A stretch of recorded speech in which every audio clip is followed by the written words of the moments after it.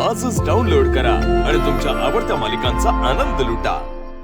मी तुला बजावलं होतं की अॅनिव्हर्सरी सेलिब्रेट होणार नाही। मग आज तोच विषय तू अथर्व समोर पुन्हा कसा काय काढलास? आईसाहेब, फक्त मला काय वाटतं ना हे त्यांना समजावून सांगण्याचा प्रयत्न करत होते।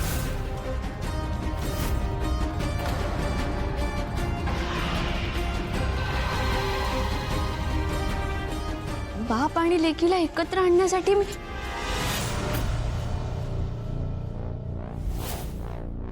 हे बघ, त्या दोघांच्या नात्याचा बाऊ करून तू स्वतःचा ढोंगीपणा लपवू नकोस।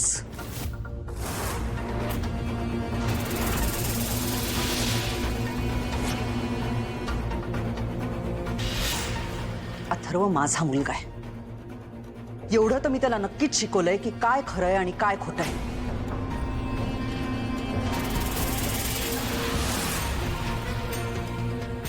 तुझ्या नाटकाला तू कधीच भुलणार नाही आणि मी नाही म्हणाले ना, मग तो देखील या सेलिब्रेशनसाठी तयार होणार नाही।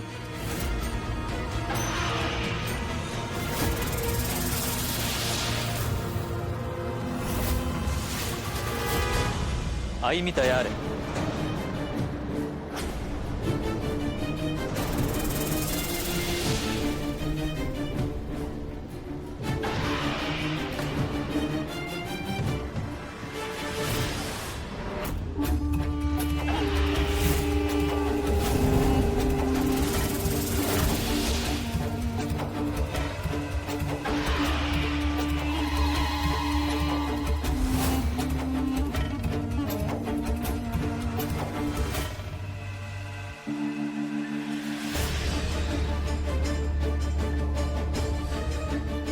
आई, मला ही ॲनिव्हर्सरी सेलिब्रेट करायची।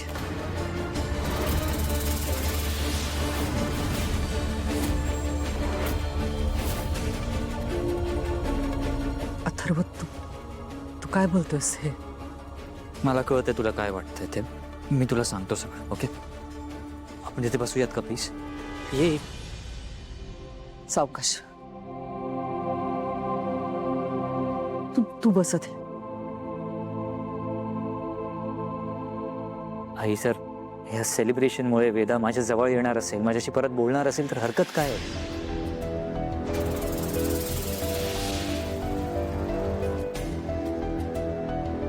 वेदाच्या बर्थडेच्या वेळेस सुद्धा आपण असं काहीतरी प्लॅन केलं होतं।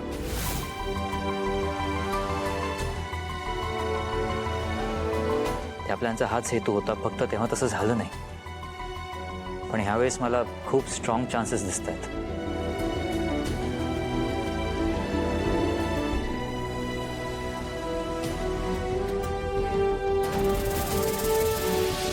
आणि वेदाच्या बाबतीत मला कुठलाही चान्स गमवायचा नाही।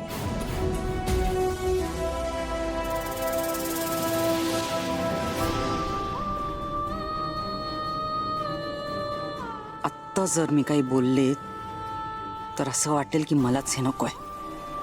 लगेच काही बोलणं चुकीचं ठरेल।